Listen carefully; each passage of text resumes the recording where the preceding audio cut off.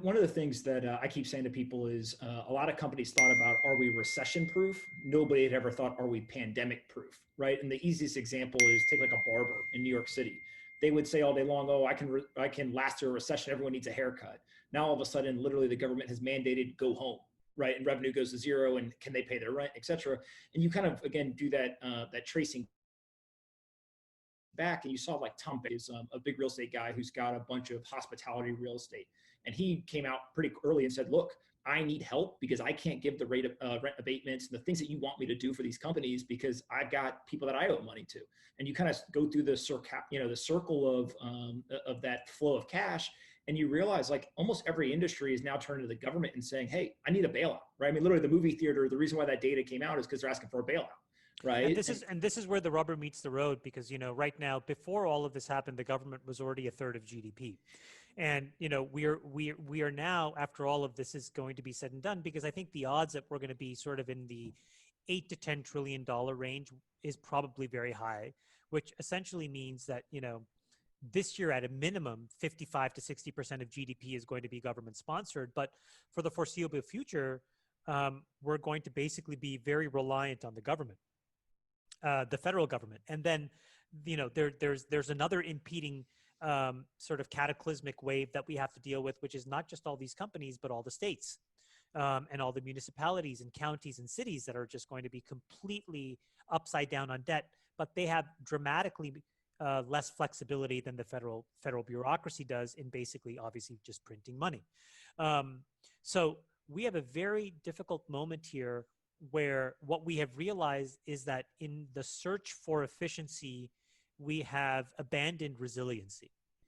And we have to pivot our economy to resilience. There was an article today that the Chinese government was basically metering out PPE equipment, so masks, gowns, gloves, etc., evenly. And why I think that's interesting was, I think it was interesting that, there was a moment where the president about 2 weeks ago started to back down from naming coronavirus the China virus or the Chinese virus. At some point, I think that there was a political gambit inside the government that said we should try to label this as a foreign scourge. And I suspect that what probably happened, not to be conspiratorial or anything, is that, they needed a lot of things from China, and China said, listen, not only do you need to back down and never say this again, you need to apologize to all the Asian Americans in the United States. And by the way, he did it. And he's never said it since. But since then, the Chinese government is still not flowing PPE into the United States at the same velocity as they should relative to other countries. So it goes to show you that, in our sort of this hell-bent desire for efficiency, we've empowered certain countries and economies to have incredible leverage over us. These fulcrum, it's kind of like, when you look at the debt stack of a company, you look at the fulcrum asset, right? You look at the fulcrum security. That's what we call the pivot security, the thing around which everything crumbles. And it turns out that our Achilles heel are simple trading goods from countries like China that they can hold back from us. It's just incredible. And so we have to pivot to a much more resilient economic model. And in that, by the way, that's, I think, how we countered the deflationary pressure of, the 1930s. Because inherently what it allows you to do is actually see a world of rising wages and rising prices if we sort of insource more of the production, or at least the last mile completion of the things that America needs to run its economy. Yeah, it's the whole idea that the supply chain is a national security concern, right? And I think that as we see this deflationary environment now, the average American has no clue, kind of the balance between, as asset prices go down, the dollar strengthening. And obviously the Fed's gonna have to step in. They're gonna have to do the quantitative easing, expand the balance sheet. Where do we go with that, right? And obviously I know that you're a big kind of schmuck insurance as Bitcoin proponent, but is this a thing where seeing, the Fed balance sheet, the latest chart I saw was literally, it's just a vertical line, right? I mean, they're adding hundreds of billions of dollars. I mean, it literally just looks like it just shot straight up in the air. And part of this goes, let's say we go to $8, $10 trillion on the Fed balance sheet. what is the fear around higher levels of inflation? Will that even be enough to get us out of the deflationary environment? Like where does this take us? Because I think that the writing's on the wall of like we have to go there, but I guess like what's the second and third order effect of going in that direction? If it's the status quo, I think that we already have the example, which is Japan, which is like, look, the crazy thing is like, in 1971, when we formally abandoned the gold standard, the reality was every country realized that all of a sudden they had infinite power. And it lied in each of their central banks and the ability for those central banks to print fiat money. And so ever since then, we've just basically been printing ad nauseum, effectively.